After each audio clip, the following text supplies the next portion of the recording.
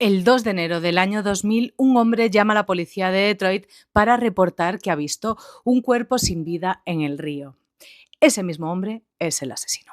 Hola, ¿qué tal? Soy Ararro, tu murciélaga de confianza y la que te trae casos de criminales viajeros o de crímenes a viajeros por todas partes del mundo.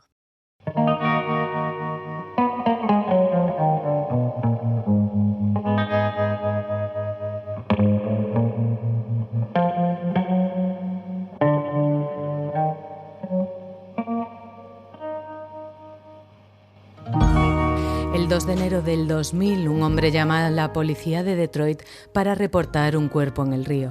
Ese mismo hombre es el asesino. Durante 7 años, un portaaviones lo llevó por medio mundo y en cada puerto donde atracó, algo oscuro quedaba atrás.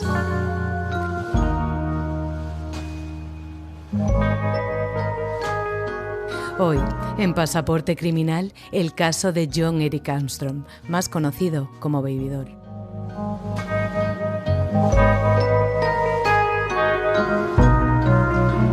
Pasaporte Criminal, un podcast de crímenes a viajeros y viajeros criminales que te dejarán helado.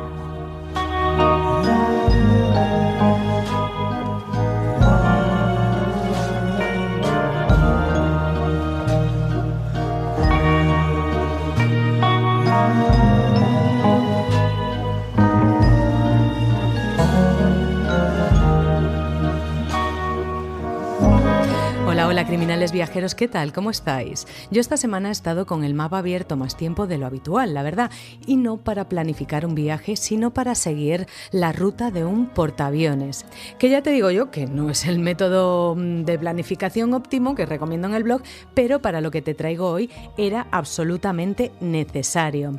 Gracias si llevas aquí tiempo cada martes, gracias si acabas de llegar, que sepas que aquí siempre hay un huequito para uno más.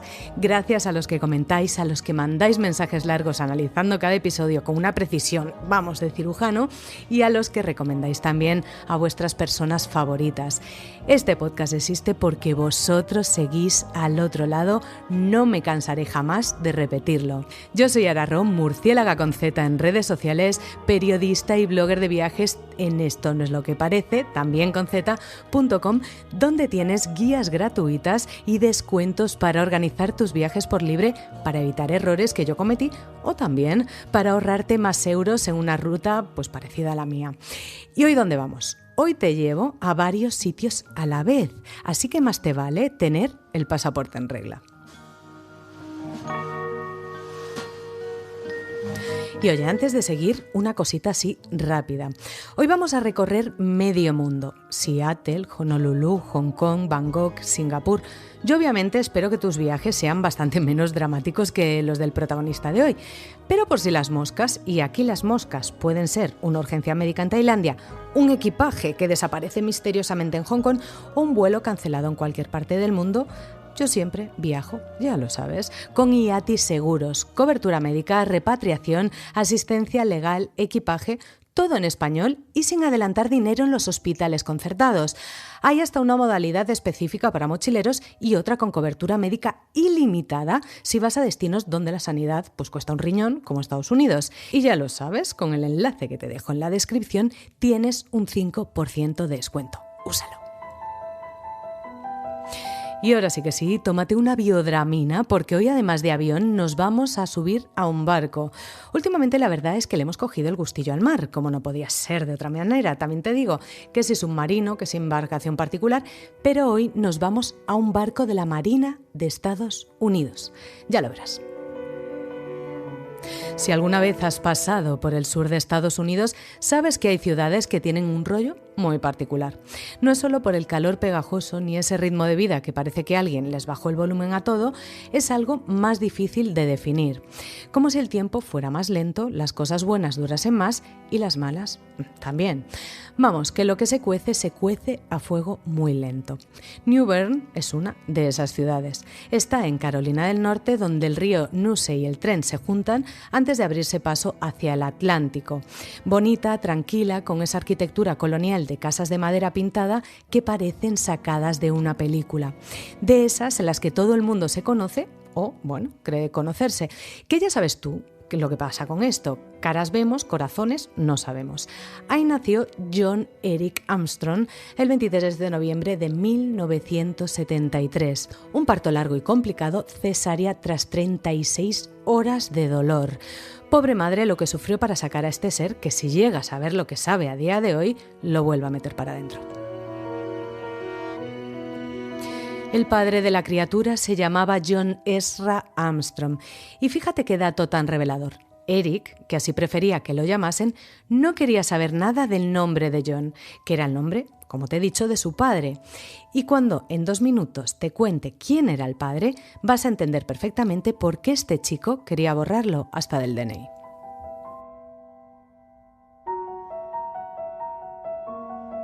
La razón no era otra, pues que el señor John Ezra Armstrong maltrataba a la madre. Esto parece ser que la propia Linda, la madre, lo habría reconocido públicamente cuando el tema se puso en modo así que te quemas. Ella dijo: John era abusivo conmigo y Eric lo veía. Y por suerte para ella, poco después, el padre los abandonó. ¡Qué sorpresa! Oiga, además de eso hay un tema terrible detrás de la oscuridad de este señor. Esto siempre en las palabras de quienes narraron todo esto, ¿no? En este caso, en boca de su hijo Eric, que dijo años más tarde algo que marcaría supuestamente su personalidad, que junto con otras cosas harán de él lo que se convirtió. Que ojo, lo digo siempre, no excusamos el comportamiento de nadie, ni siquiera libramos de culpa, pero sí buscamos explicación a cómo pueden ocurrir las cosas que narramos aquí en Pasaporte Criminal. Así que sube el volumen de tu dispositivo, que te narro con detalle lo que el protagonista de hoy contaría sobre su padre.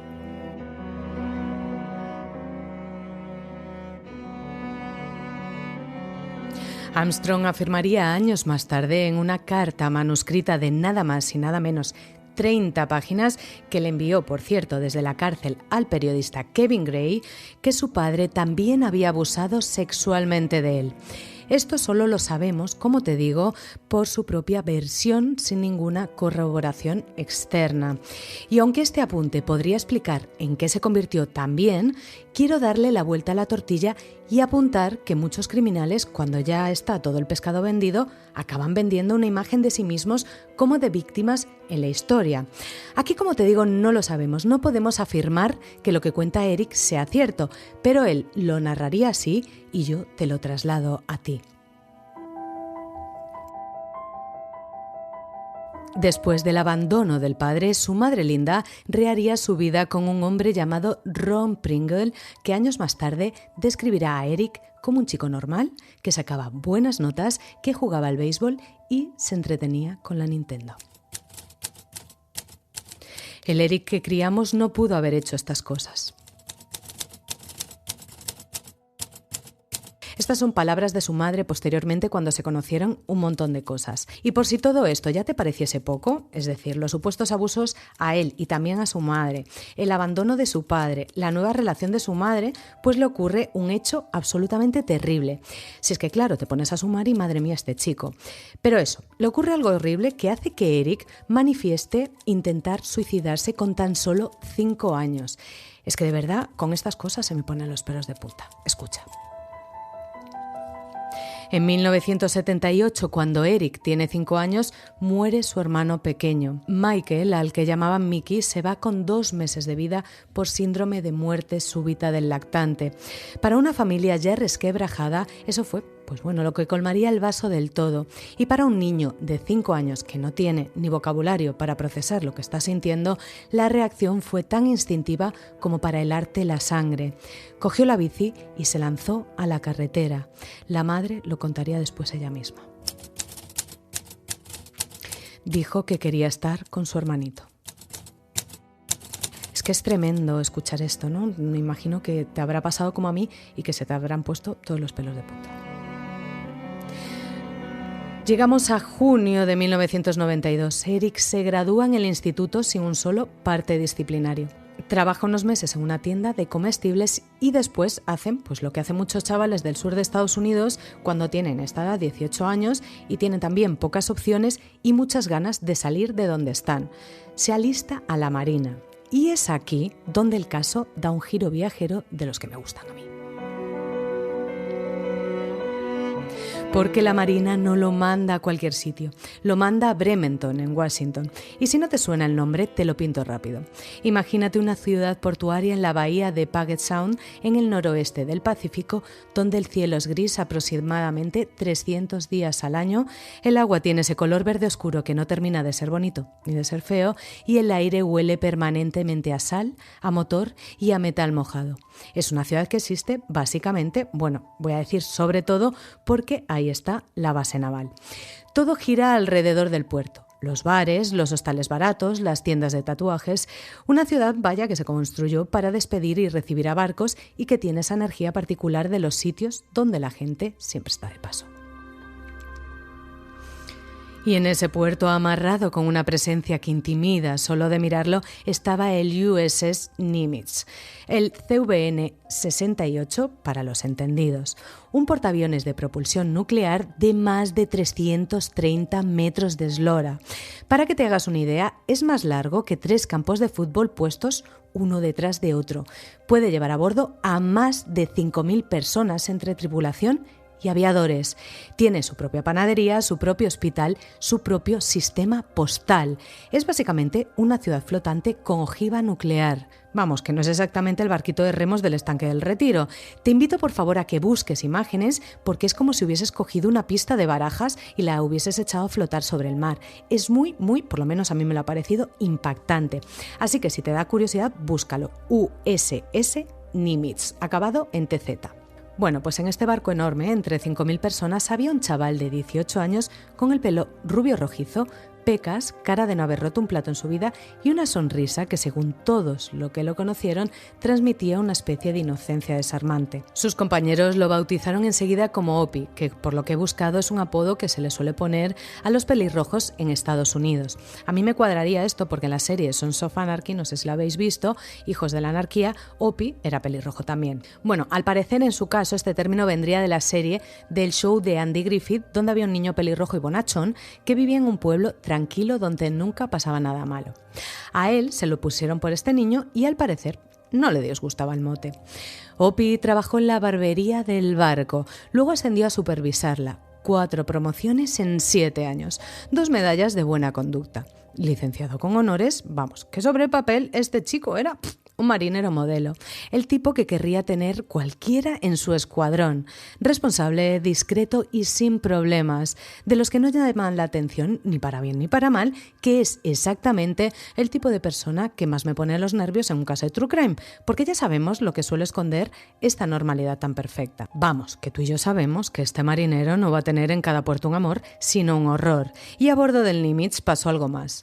Conoció a Katie Rednosk, una chica de Dearborn, en Michigan, que también servía en el barco. Se enamoraron o lo que fuera aquello.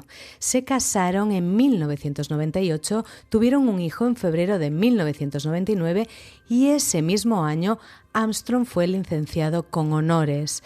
Se instalaron en Dearborn Heights, en Michigan, cerca de la familia de ella.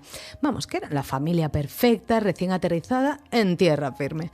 Pero espérame en este punto porque antes de regresar a tierra tenemos que hablar del mar y del agua porque allí pasaron cositas.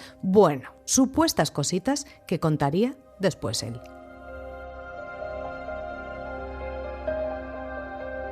Volvemos al Nimitz, porque este barco no estaba navegando todo el rato.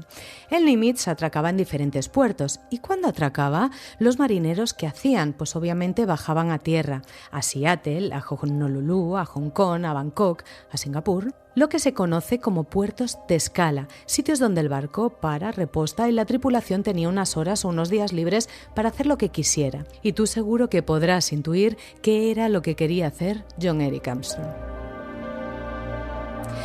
Pues Eric, cada vez que bajaba a tierra en uno de esos puertos, también hacía lo que quería. Lo que pasa es que lo que quería él no era exactamente lo que querían sus compañeros, pero eso, de momento, no lo sabía nadie. Antes de seguir, necesito que tengas clara una cosa importante. Todo lo que te voy a contar en este bloque son confesiones del propio Armstrong o investigadores abiertas que nunca llegaron a juicio. No hay cargos formales fuera de Detroit, no hay condenas y en muchos casos las pruebas físicas simplemente no existen o no fueron suficientes. Así que vamos a movernos en el terreno del presunto, del según él y el de las autoridades sospechan. Que ya es suficiente escalofriante, te lo garantizo. Dicho esto, viajemos. Seattle es una ciudad que tiene algo hipnótico si la pillas en el momento adecuado. Es gris casi todo el año, sí, pero un gris con personalidad. Y es la ciudad de qué famosa serie, efectivamente, querida amiga, de Anatomía de Grey. Así que si has visto las 25 temporadas como servidora, habrás visto la ciudad muchas veces. El puerto de Seattle es enorme y frenético, con los ferries cruzando el Puget Sound de un lado a otro como si tal cosa, y si te alejas un poco del centro y subes alguna de las colinas, la vista del agua y las montañas con nieve al fondo en invierno impresiona las cosas como son. Es también desde los años 80 una ciudad con una escena underground muy, pero que muy marcada. El grunge nació ahí, por algo será. Hay barrios donde conviven lo bohemio y lo marginal con una naturalidad que en otras ciudades resultaría imposible. Y en esos barrios, en esas calles, donde nadie pregunta demasiado de dónde viene, tampoco a dónde vas, el Nimitz atracó varias veces entre 1992 y 1997. Y según contaría Eric años más tarde, entre esos años mató a 3 mujeres en distintas visitas en distintos momentos. Esto lo contaría él después de que se conoció su modus operandi. Pero esto se quedó en un según dijo el señor Eric, porque las autoridades de Seattle no encontraron suficientes evidencias en los casos sin resolver de la zona contrastando con lo que contaría Opie, ¿no? Cambiamos de puerto y nos vamos a uno que vas a conocer de sobra. Llegamos a Pearl Harbor. Hawái es uno de esos destinos que cuando lo ves por primera vez no puedes evitar pensar que alguien ha subido la saturación del móvil. El agua es demasiado azul, las flores son demasiado grandes, el aire huele demasiado bien. Y luego está Pearl Harbor, que es exactamente lo contrario de todo eso. Una base naval enorme, funcional, con esa solemnidad particular de los lugares donde ocurrió algo muy grave y donde el peso de la historia se nota en cada rincón. Los marineros que llegaban al puerto de Honolulu tenían a un paso las playas de Waikiki y a 2 pasos los barrios donde la noche tenía un ritmo completamente distinto al del día. ¿Y qué pasó en Hawái? Pues que Eric diría que aquí habría matado ni más ni menos que a 2 mujeres en Hawái durante las escalas del Nimitz. Las autoridades revisaron casos abiertos en la zona, pero no encontraron pruebas que lo vinculasen. Punto. Siguiente puerto, Hong Kong, entre 1996 y 1997. Ahora sí que nos ponemos viajeros nivel Dios. Hong Kong, a mediados de los 90, era, sin exagerar, uno de los lugares más estimulantes y caóticos del planeta. Estaban en plena cuenta atrás para el traspaso a China que se produjo en julio de 1997 y eso pues le daba a la ciudad una energía un tanto extraña, mezcla de fiesta y de duelo anticipado. El Nimitz atracó en Hong Kong en esos años y Armstrong confesó haber matado a 2 mujeres allí. 2. En una ciudad de 7 millones de personas, en un momento de máxima efervescencia política y social, con una policía local, con los recursos, pues te imaginarás, centrados en la transición. Las autoridades de Hong Kong abrieron investigaciones cuando llegó la noticia de la confesión y, para sorpresa de absolutamente nadie, no hubo pruebas suficientes para formalizar cargos. Y nos vamos ahora cerquita a Tailandia. Y aquí llegamos a un destino con un contexto bastante turbio y donde todo podría ser posible sin el conocimiento o preocupación, también te digo, de las autoridades. Porque Tailandia, y más concretamente la zona de Pattaya o los barrios de entretenimiento nocturno de Bangkok, eran en los años 90 uno de los destinos de turismo sexual más conocido del mundo. Y aquí este señor pues también habría confesado haber matado a otra mujer, sin más detalles verificables. Tampoco te esperabas mucho más de todo esto, ¿no? ¿Y ahora dónde va el Nimitz? Pues va a Singapur. Si Tailandia es el caos ordenado del sudeste asiático, Singapur es exactamente lo contrario. Te lo puedo decir yo, que estuve el año pasado. Es la ciudad más controlada, más limpia y más regulada de toda Asia y probablemente del mundo. Hay multas por todo, por comer en el metro, por no tirar la cadena al baño público, por mascar chicle. Y resulta que también aquí el señor Eric también tuvo tiempo de matar a otra señora sin que se enterasen las autoridades. Y ya te digo que yo, que he estado en Singapur, que me extraña bastante que aquí se les escape algo, porque hay más cámaras de seguridad que en un estudio de televisión.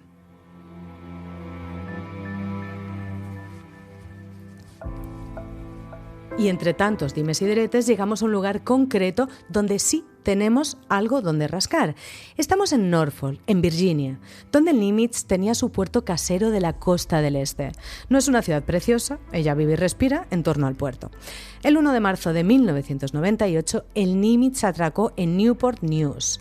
4 días después, el 5 de marzo, apareció el cuerpo de una mujer de 34 años en un parking de Norfolk a tan solo 3 kilómetros. Las circunstancias eran compatibles con el método que te contaré más adelante de este señor. Él lo asume, ya lo verás, pero en este momento solo sabemos tú y yo que esto estaba comenzando a ser un patrón macabro.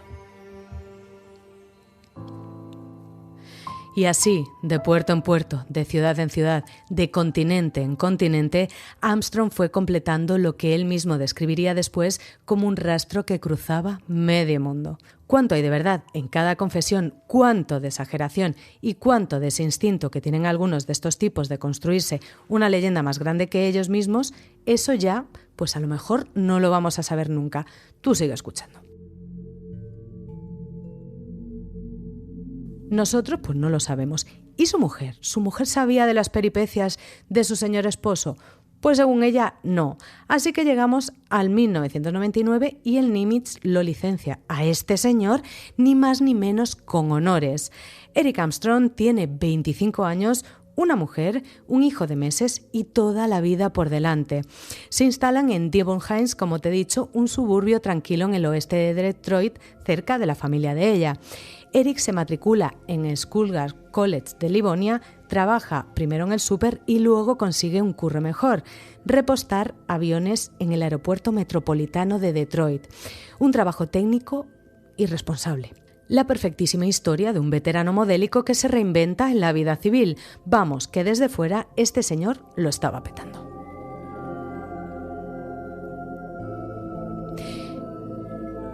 Y si comenzamos el periplo de este señor en Seattle, en la cuna del grunge, ahora te llevo a Detroit, la cuna de ¿qué género musical?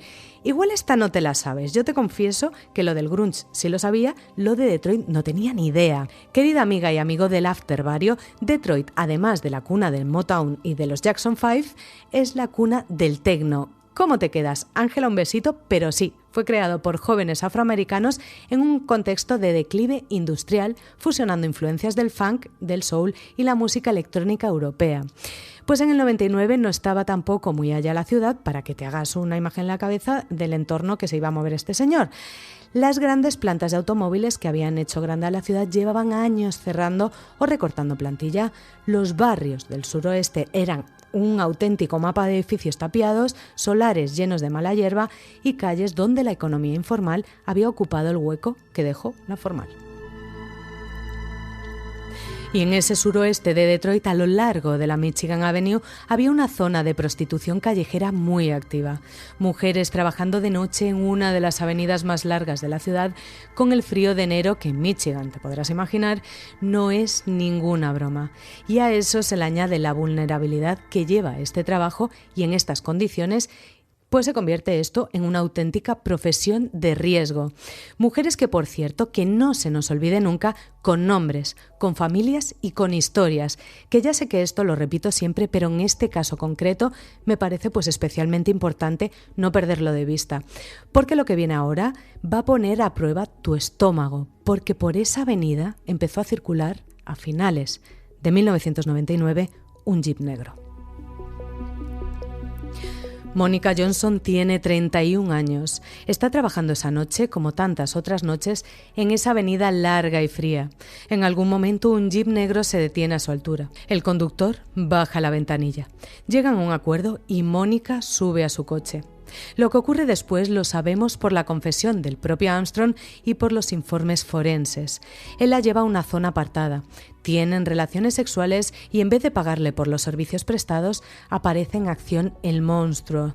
Armstrong hace lo que haría con todas ellas más tarde y que supuestamente habría hecho con las anteriores. Rodea su cuello con las manos y aprieta.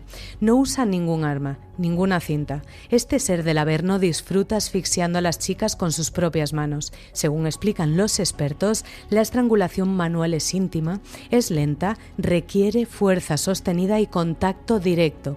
Los forenses explicarían después que ese método no es para nada casual, sino que proporciona al agresor una sensación de control absoluto sobre la víctima, cada segundo hasta su último aliento. Eric disfrutaba viendo cómo la vida de sus víctimas se le escapaba entre los dedos. Y así, Mónica Johnson muere esa noche en el suroeste de Detroit.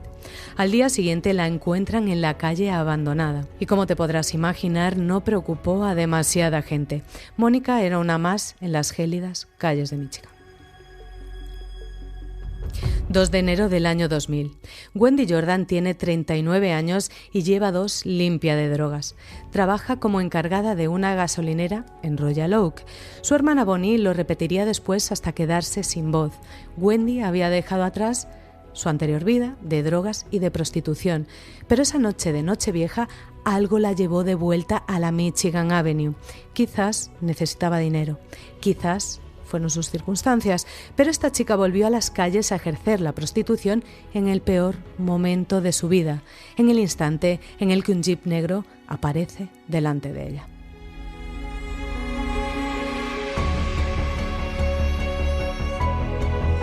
El mismo conductor, el mismo trato y exactamente el mismo final que Mónica. Pero esta vez el ser deleznable con cara de pelirrojí comete un error. Ojo, que quizás no es un error, porque ya después de investigar tantos casos puede ser cualquier cosa. Ya sabes que hay algunos expertos que afirman que estos seres necesitan que los encuentren tanto como necesitan matar. El caso es que al día siguiente, el 2 de enero, llama a la policía de Dearborn Heights. Dice que se ha asomado al pretil de un puente sobre el río Rouge porque tenía náuseas, que quería vomitar y que ha visto algo en el agua.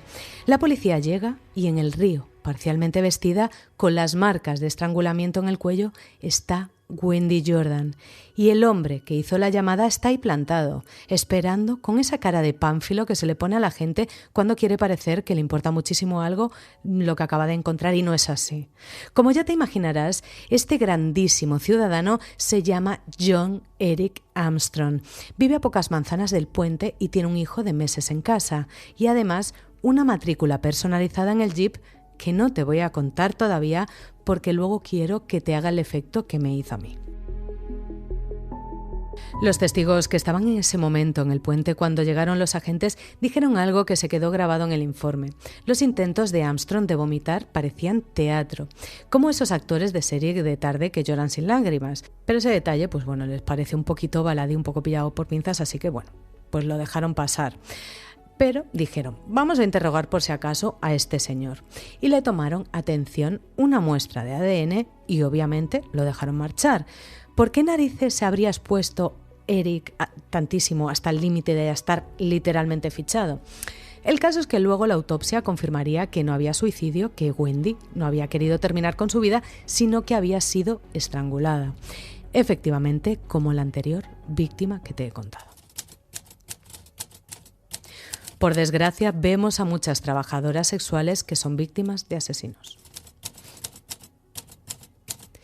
Estas palabras del fiscal de Nueva York da buena cuenta de cómo se estaba tratando este tema y cómo las prostitutas eran una especie de ciudadano de segunda, por lo menos al normalizar esta situación. Y llegamos ahora a febrero-marzo del 2000. La policía espera y Armstrong, tan tranquilo, sigue con su vida. El aeropuerto, el colegio, el niño en casa y por las noches el jeep negro moviéndose despacio por la Michigan Avenue como si tal cosa. Como si fuera el hombre más normal del mundo, que es exactamente lo que parecía. Y el jeep vuelve a aparecer en escena. Y como te estás esperando, alguien sube. Y vuelve a ocurrir. Otra vez, amiga, otra vez. Este desgraciado no se sacia de ninguna de las maneras. Por eso, llegado a este punto, no sé si te estás planteando lo mismo que yo, y es que este tipo podría haber sido capaz de matar a muchas más mujeres, como afirmaría más tarde, porque el ritmo que llevó, que está constatado, no fue normal. Pues eso, entre enero y abril del 2000, este señor no para, no hay freno, no hay remordimiento, no hay nada. Hay un tío que ha descubierto que puede hacerlo y que cada vez que lo hace y vuelve a casa tan pancho, la siguiente vez le resulta un poquito más fácil. Así funcionan estos, no es ningún misterio, la verdad, aunque ojalá lo fuera.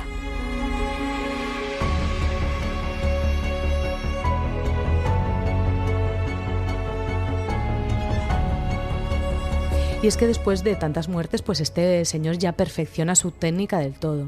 Ahora las lleva a una zona aislada, al patio ferroviario del Leavenworth Yard, en la esquina de Military con John Kronk, en el suroeste de Detroit.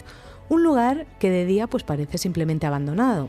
Vías en desuso, maleza crecida entre las traviesas, una pendiente que baja de una carretera de servicio hasta un nivel inferior donde no llega la luz de las farolas. Y de noche, eso ya es otra cosa. De noche es el tipo de sitio donde nadie pasa, donde nadie mira y donde te piensas que no puede pasar nada.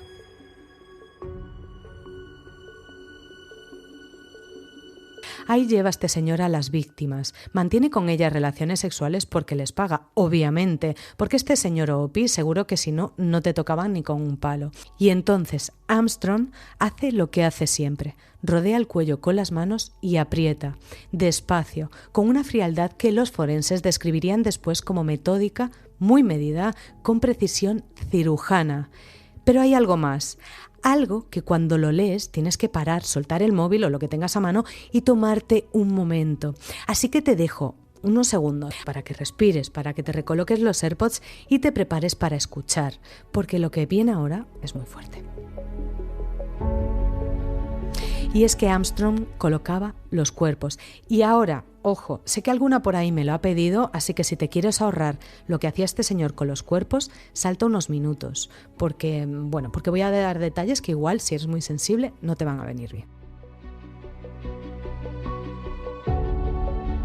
Y es que después de matarlas las disponía en posturas sexualmente provocativas, piernas separadas y brazos extendidos hacia arriba como si se rindiesen.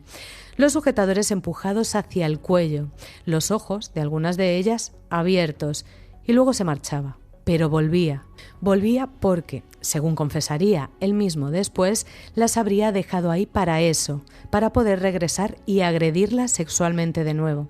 Efectivamente, este sádico practicaba la necrofilia.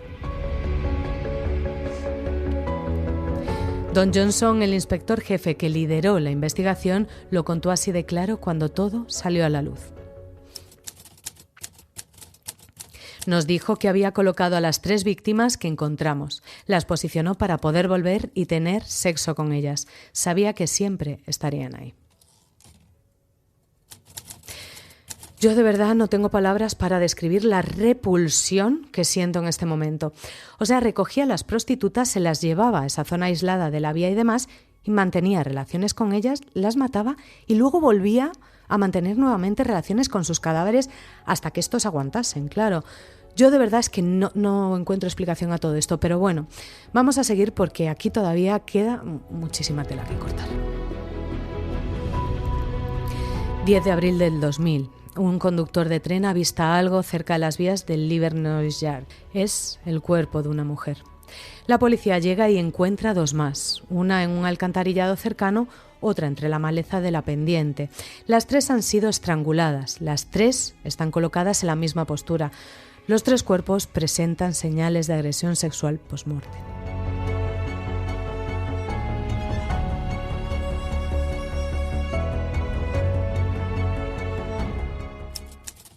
Podíamos ver claramente que la persona que cometía estos crímenes era el mismo individuo. Identifican a las víctimas mediante huellas dactilares. Se llamaban Robin Brown, 20 años, Rosemary Feld, 32, Kelly Jean Hood, 34. La policía de Detroit, que son muy avispados también te digo, sabe en ese momento que tiene a un asesino en serie. La policía tiene un perfil pero no un nombre. Lo que no sabían es que iban a recibir una ayuda caída del cielo. 2 mujeres se presentan en comisaría con algo muy jugoso que contar. 2 de abril del 2000. Wilhelmina Drain sube al jeep en la Michigan Avenue. El trato de siempre, pero en algún momento de ese trayecto Armstrong cambia el chip. Las manos van hacia el cuello de Wilhelmina y ella, que debe de tener los nervios hechos de titanio puro, mete la mano en el bolso, saca el spray de pimienta que lleva encima y se lo vacía en la cara a Armstrong sin pensárselo 2 veces. Eric la suelta, ella abre la puerta y sale por patas. 7 de abril del 2000. 5 días después, Devon Marcus, trabajadora sexual transgénero, acepta $40 del mismo conductor. Mismo jeep, mismo cuento. Y en algún momento las mismas manos yendo hacia el cuello. Devon también escapa. Con todo lo que esto implica, requería una valentía enorme. Va directa a la policía y les da una descripción que encaja como un guante. Varón blanco, pelirrojo, cara de niño, corpulento, conduciendo un jeep negro.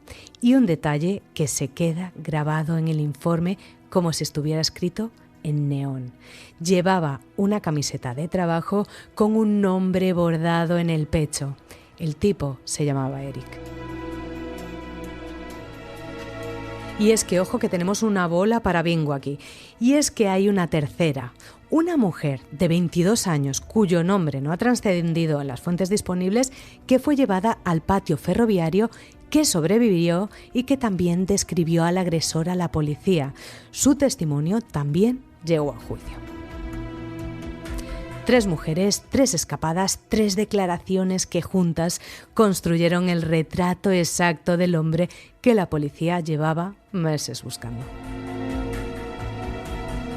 Esa noche la Michigan Avenue está hasta los topes de policías encubiertos, patrullas camufladas, agentes a pie, ojos en cada esquina. Y entonces, moviéndose despacio por la avenida como si fuera el rey del barrio, aparece un jeep negro. Lo siguen, lo rodean y le piden que pare.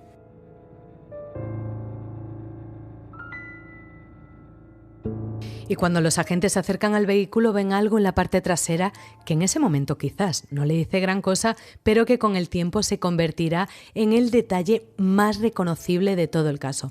La matrícula personalizada del jeep negro de John Eric Armstrong. 2 palabras: Baby Doll. Ahí lo tienes, el marinero modélico, el Lopi de Nimitz, el vecino tranquilo de Dearborn Heights, con el hijo de meses en casa y las medallas de buena conducta en el cajón. Detenido de madrugada en la Michigan Avenue, según los investigadores, mientras buscaba la siguiente víctima. Total, que lo llevan a comisaría y entonces pasa algo que nadie esperaba. Porque este señor, que podría haber estado cruzando medio mundo dejando mujeres muertas en cada puerto, que había vuelto a los cuerpos, que había llamado él mismo a la policía para denunciar a una de sus víctimas con una cara más dura que el cemento armado, se derrumba. Llora, dice que necesita ayuda y empieza a hablar. Detroit, 5 mujeres. Y luego el mundo. Puertos, ciudades, países. Una confesión que se derrama durante horas como si llevase años esperando a salir.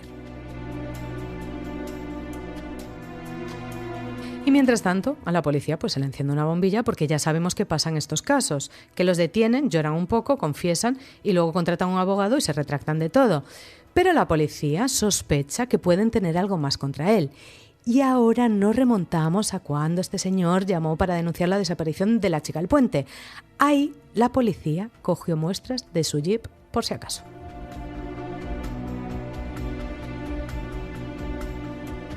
Y mientras tanto este señor pues no paraba de hablar. Era como si llevase años con todo aquello guardado dentro y de repente pues alguien hubiese soltado el tapón.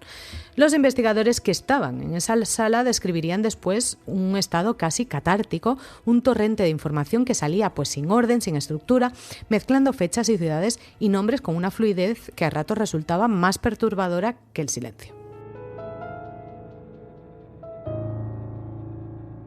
Y como te digo, pues eso, dijo que en Detroit fueron 5 mujeres, que en Seattle había asesinado a 3, en distintas visitas, en distintos momentos. Y también, casi de pasada, mencionó a un hombre al que mató tras una discusión como te había avanzado. Esto, pues la verdad, no encajaba nada con lo que los investigadores tenían registrado hasta este momento. Y lo miraron ahí un poco escépticos, ¿no? Con cara de ¿qué me estás contando, Juanito? Las historias de Armstrong, como irás viendo, pues tenían esa tendencia a crecer y mutar según el día. Después dijo: 2 mujeres en Honolulu, en Pearl Harbor. Los investigadores tomaron nota. Hong Kong, 2 más. Tailandia, 1. Singapur, otra. Virginia, otra más. Y esta, como ya te conté, la de Virginia, era la única que tenía algo detrás más allá de su palabra. En total, Armstrong habló de hasta 30 crímenes, 3-0, ni más ni menos, así como sacando pecho, como inflado como un pavo, una cifra que convirtió a Lopi de Nimitz de golpe en uno de los asesinos en serie más prolíficos y más viajados de la historia de Estados Unidos. Si era verdad, claro. Porque ahí, querida amiga, ahí está el problema.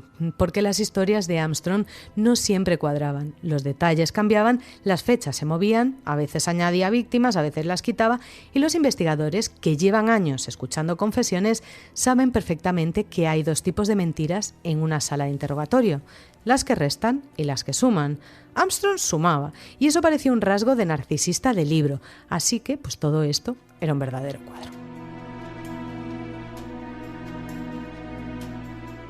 Aún así, el FBI pues no podía ignorarlo, porque si había, aunque fuese una posibilidad de que todo aquello fuera verdad, tenían que comprobarlo. Así que tuvieron que ponerse a currar a tope en cada rincón del planeta, un despliegue que ni en una superproducción de Hollywood. Agentes del FBI en Singapur, agentes en Bangkok, en Honolulu, en Hong Kong, en Seattle, en Norfolk. La Marina de los Estados Unidos sacó los registros del Nimitz, de cada puerto, de cada fecha, de cada escala entre 1992 y 1999. Y los empezaron a cotejar con las listas de los casos sin resolver en cada ciudad. Imaginaos el currazo. Policías de Japón, de Corea, hasta de Israel se pusieron en contacto con los investigadores americanos para ver si alguno de sus casos abiertos encajaba con lo que Armstrong pues había contado. Las coincidencias geográficas y temporales estaban ahí. El Nimitz había atracado donde Armstrong dijo que había atracado, en las fechas que había mencionado. Eso, en verdad, pues no demostraba absolutamente nada, pero tampoco se podía dejarlo pasar, ¿no? Lo que no aparecía era pues ningún tipo de pruebas físicas. En la mayoría de los casos internacionales no había ningún ADN que comparar, no había testigos que lo identificasen, no había nada que pudiese sostener un cargo formal en ningún tribunal del mundo. Y sin eso, por mucho que el hombre confiese, pues la justicia no puede hacer gran cosa. Así que la pregunta que los investigadores hicieron entonces y que nadie ha podido responder del todo hasta hoy es la misma que te estás haciendo tú ahora mismo. ¿Cuántas mujeres fueron en realidad? ¿30? 11, 5. ¿Estaba Armstrong construyendo una leyenda alrededor de sí mismo, inflando una cifra para parecer más grande, más temible, más interesante de lo que era? ¿O había mujeres muertas en puertos de medio mundo a las que nunca nadie fue a buscar porque nadie sabía que tenía que buscarlas? No lo sabemos, pero bueno, lo que sí sabemos es lo que contaron cuando se pusieron a mirar el Jeep de Baby Doll con lupa. Y ahí, en ese coche negro, aparcado en Dearborn Heights, la historia dejó de necesitar confesiones. Porque el ADN no miente, y el ADN de Armstrong estaba en los cuerpos de Wendy Jordan, de Kelly Hood y de Rose Mary Phelps. Las fibras del interior del Jeep estaban en la ropa de Wendy Jordan. Todo coincidía, todo apuntaba al mismo sitio, al marinero que llamó él mismo a la policía para denunciar el cuerpo de su propia víctima, al hombre que volvía al patio ferroviario, a Lopi de Nimitz. Y aquí en esta historia hay una cosa que me perturba bastante y es el perfil de bonachón de este señor, aparte del aspecto físico que tenía, la trayectoria profesional, su familia, pues nada hacía sospechar que había un monstruo detrás. Y eso, que parece un detalle sin importancia, es en realidad lo más inquietante de todo. Porque si hay algo en este caso es que deja claro que el peligro no siempre tiene aspecto del que te esperas, ¿no? A veces tiene cara de niño, medallas de buena conducta y una matrícula que dice Baby Doll. Marzo de 2001, Tribunal del Condado de Wayne, en Detroit. Armstrong se sienta en el banquillo. 27 años, misma cara de niño bueno y una estrategia defensiva que en los casos de asesino en serie se intenta con bastante frecuencia y que con bastante frecuencia tampoco cuela. La insania, el trauma, la infancia rota, todo lo que le pasó de pequeño convertido en argumento jurídico. El abogado defensor lo intentó con todo lo que tenía. Eso hay que reconocérselo. Primero, Katie, la mujer que también había servido en Nimitz, embarazada del segundo hijo en ese momento.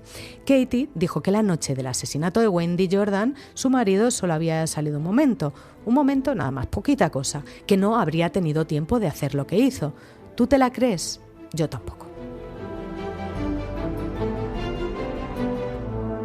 Luego tenemos un desfile de psiquiatras. Uno de la defensa explicó con todo el vocabulario clínico del mundo que Armstrong sufría pesadillas, alucinaciones con el rostro de su padre, depresión crónica, alcoholismo, trastorno de personalidad, trastorno explosivo intermitente y, por si todo esto fuera poco, una posible psicosis reactiva breve.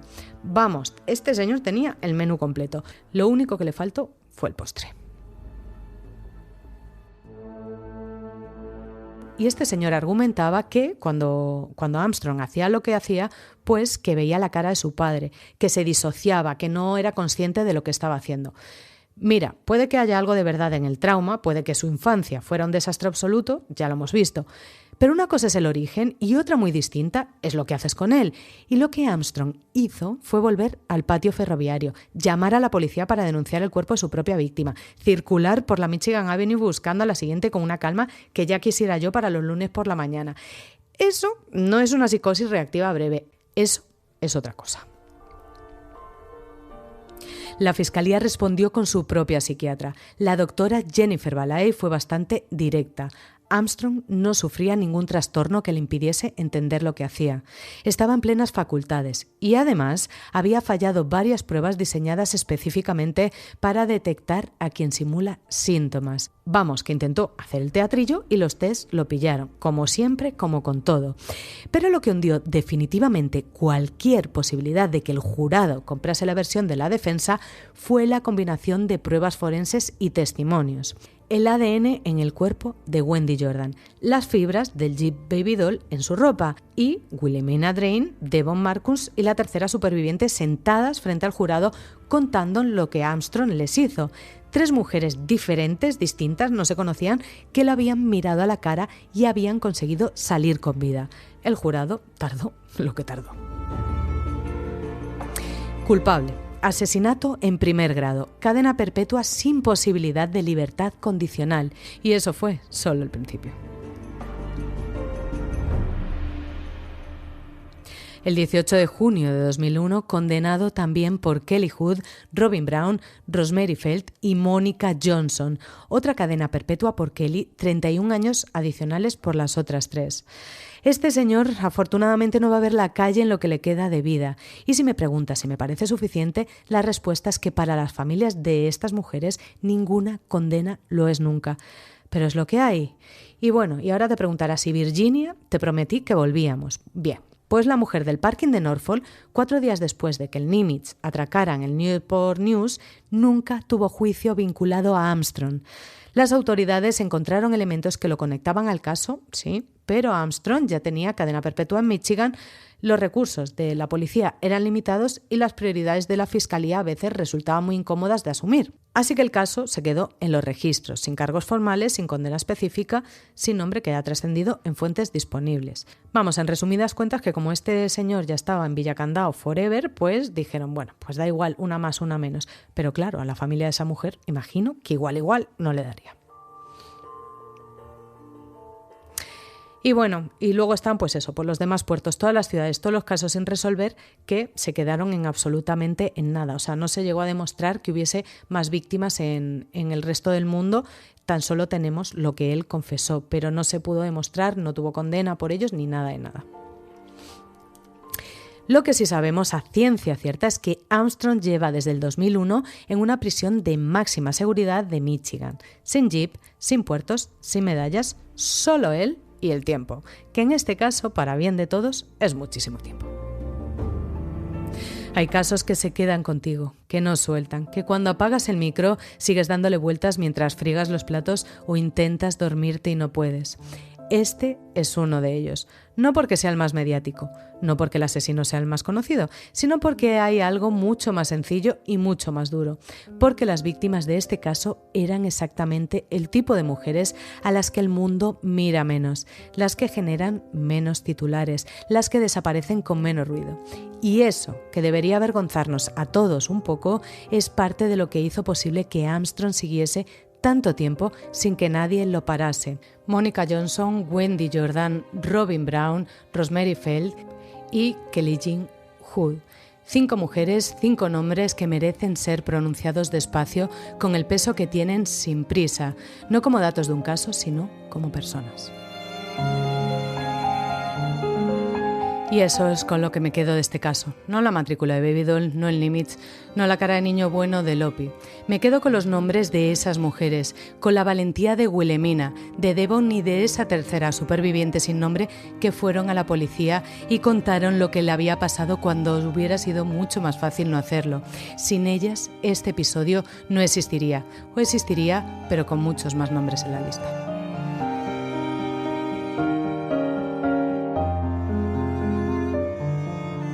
Y hasta aquí el caso de John Eric Armstrong. Si has llegado hasta aquí, gracias de verdad. Sabes que esto no lo hago sola, que este podcast existe porque tú sigues al otro lado cada martes y eso, aunque lo diga siempre, no deja de emocionarme.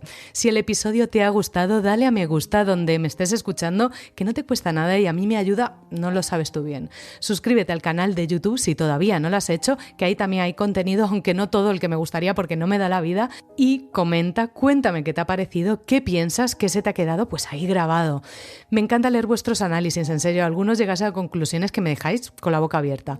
Y si me escuchas en Spotify, una reseña de 5 estrellas es de las cosas más bonitas que puedes hacer por este proyecto sin gastar un euro. Gracias por acompañarme en este viaje que ha sido oscuro, sí, pero también necesario. Nos escuchamos el martes que viene, si os quiere. ¡Mua!